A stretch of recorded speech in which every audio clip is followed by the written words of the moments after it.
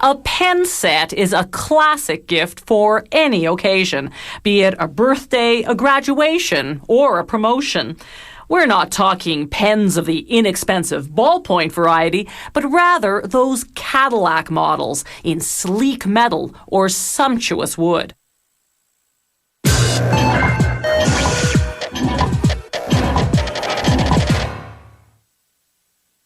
The quill dates back to about 700 AD. Made from a bird feather, its tip had to be repeatedly dipped in ink.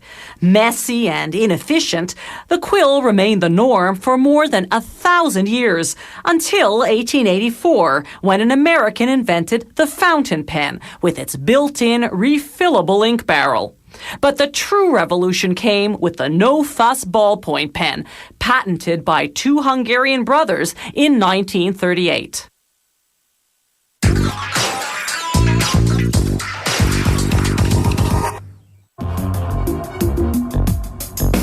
Handcrafted wooden pens can be made from just one type of wood or from a combination of woods. This artisan uses some 50 different kinds, ranging from domestic maple and oak to imported rosewood, ebony, olive wood, and purple heart. When using just one type of wood, he runs the block through a bandsaw, cutting a 15 by 15 millimeter wide strip. Then, with a radial saw, he cuts that strip into two pieces, each about 5 centimeters long. These will become the pen's top and bottom casings. Using a tool called a drill press, he bores a hole roughly 7 millimeters in diameter right through each piece. Making a pen from a combination of woods takes a little more work. Instead of using a block of solid wood, he constructs a block by gluing together thin planks of contrasting woods. Once the glue dries, using a wood planer, he removes the excess and smooths out the sides. Then, just as he did for the single wood pen, he cuts the block into 15 by 15 millimeter wide strips. Only this time he slices diagonally, so that each strip showcases the multiple woods. Again, he cuts pieces for the top and bottom casings, then drills a hole through them. From this point on, whether one or more woods, the process is the same.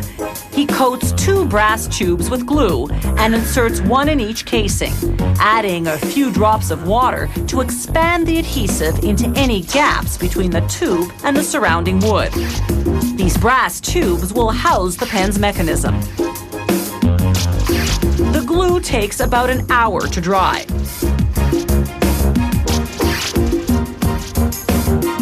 Then he uses what's called a hand mill to square all the angles and remove the excess glue.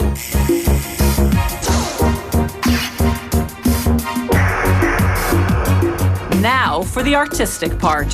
He turns the casings on a lathe to shape them. First, he rounds them out.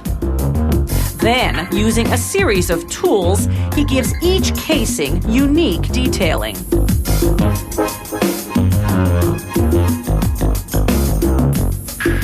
He highlights the grooves by using the heat that friction generates to burn them dark.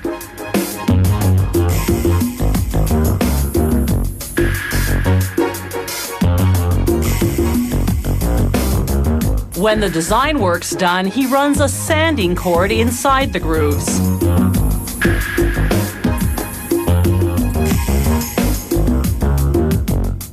Then he sands the surface 3 times with progressively finer sandpaper.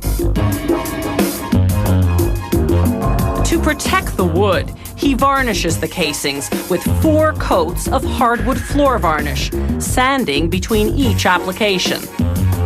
When the last coat dries, he can assemble the pen, starting with the tip. He glues it to the bottom casing, tapping it with a mallet to ensure that it's fully inserted.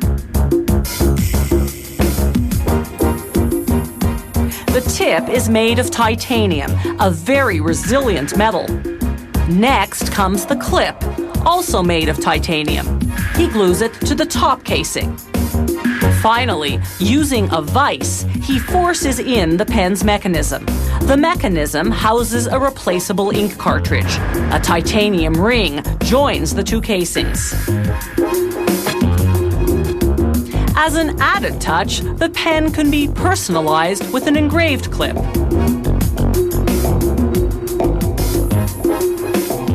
And the gift box can bear the recipient's name or a corporate logo.